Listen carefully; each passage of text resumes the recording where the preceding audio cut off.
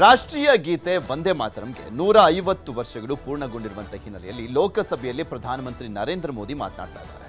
ಪ್ರಧಾನಿ ಮೋದಿ ಚರ್ಚೆಯನ್ನ ಪ್ರಾರಂಭಿಸಿದ್ದು 10 ಗಂಟೆಗಳ ಕಾಲ ಚರ್ಚೆಗೆ ಮೀಸಲಿಡಲಾಗಿದೆ. ವಂದೇ ಮಾತರಂಗೆ 150 ವರ್ಷ ಇಂಥ ದಿನಕ್ಕೆ ನಾವು ಸಾಕ್ಷಿಯಾಗಲಿದ್ದೇವೆ ಅಂತ ಬಣ್ಣಿಸ್ತಾ ಇದ್ದಾರೆ ಮೋದಿ. सदन की इतिहास की अनगिनत घटनाओं को अपने सामने लेकर के आता है. ये चर्चा सदन की प्रतिबद्धता को तो प्रकट करेगी, लेकिन आने वाली पीढ़ियों के लिए भी, दर पीढ़ी के लिए भी ये शिक्षा का कारण बन सकती है अगर हम सब मिलकर के इसका सदुपयोग करें तो. आदरणीय अध्यक्ष जी, एक ऐसा कालखंड है जब इतिहास के कई प्रेरक अध्याय फिर से हमारे सामने उजागर हुए हैं. अभी अभी हमने हमारे संविधान के 75 वर्ष गौरवपूर्वक मनाए हैं. आज देश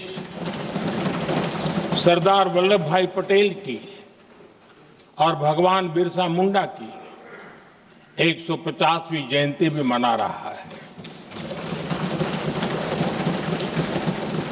और अभी अभी हमने गुरु तेग बहादुर के 350वां बलिदान दिवस भी मनाया.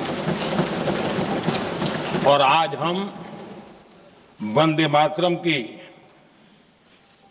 150 वर्ष निमित्त सदन की एक सामूहिक ऊर्जा को, उसकी अनुभूति करने का प्रयास कर रहे हैं. वंदे मातरम 150 वर्ष की यात्रा अनेक पड़ावों से गुजरी है, लेकिन आदरणीय अध्यक्ष जी, ये झुकना पड़ा.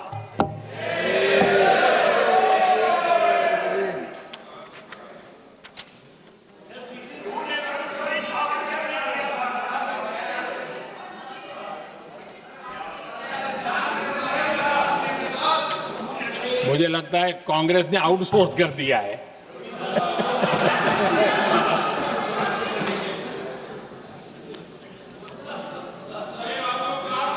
दुर्भाग्य से कांग्रेस की नीतियां वैसी की वैसी थी है, और इतना ही नहीं, आईएनसी चलते चलते एमएमसी हो गया है.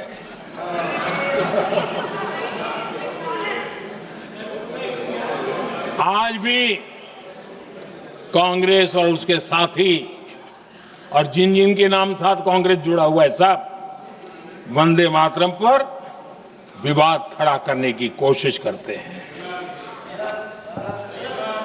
आदरणीय अध्यक्ष महोदय, किसी भी राष्ट्र का चरित्र, उसकी जीवटता,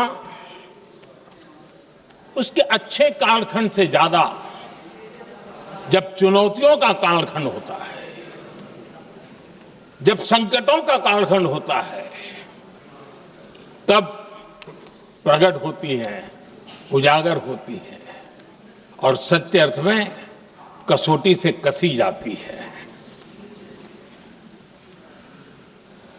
जब कसौटी का काल आता है, तब ही ये सिद्ध होता है कि हम कितने दृढ़ हैं, कितने सशक्त हैं, कितने सामर्थ्यवान हैं. 1947 में देश आजाद होने के बाद देश की चुनौतियां बदली, देश की प्राथमिकताएं बदली, लेकिन देश का चरित्र, देश की जीवटता वही रही, वही प्रेरणा मिलती रही.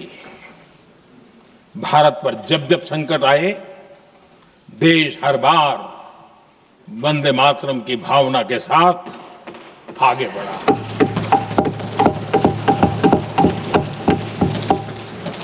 बीच का कालखंड कैसा गया जाने दो, लेकिन आज भी 15 अगस्त 26 जनवरी की जब बात आती है, हर घर तिरंगा की बात आती है, चारों तरफ वो भाव दिखता है, तिरंगे झंडे फहरते हैं।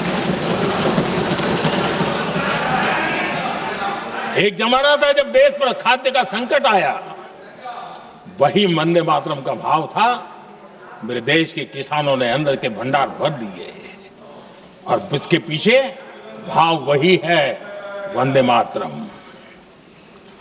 जब देश की आजादी को कुचलने की कोशिश हुई, संविधान के पीठ पे छुरा भोंक दिया गया, आपातकाल थोप दिया गया, यही वंदे मातरम की ताकत थी कि देश खड़ा हुआ और परास्त करके रहा। देश पर जब भी युद्ध थोपे गए, देश को जब भी संघर्ष की नौबत आई, यही वंदे मातरम का भाव था। देश का जवान सीमाओं पर अड़ गया और मां भारती का झंडा फहराता रहा, विजय से प्राप्त कर। कोरोना जैसे वैश्विक महासंकट आया, यही देश उसी भाव से खड़ा हुआ, उसको भी परास्त करके आगे बढ़ गया। आदरणीय अध्यक्ष जी, यह राष्ट्र की शक्ति है, यह राष्ट्र को भावनाओं से जोड़ने वाला सामर्थ्यवान एक ऊर्जा प्रवाह है, ये चेतना प्रवाह है, ये संस्कृति की अविरल धारा का प्रतिबिंब है, उसका प्रकटीकरण है। ये वंदे मातरम हमारे लिए सिर्फ स्मरण करने का काल नहीं, एक नई ऊर्जा, नई प्रेरणा का लेने का काल बन जाए और हम उसके लिए प्रति समर्पित होते चले। और मैंने पहले कहा, हम लोगों पर तो कर्ज है वंदे मातरम का। वही वंदे मातरम है जिसने वो रास्ता बनाया, जिस रास्ते से हम यहां पहुंचे हैं, और इसलिए हमारा कर्ज बनता है।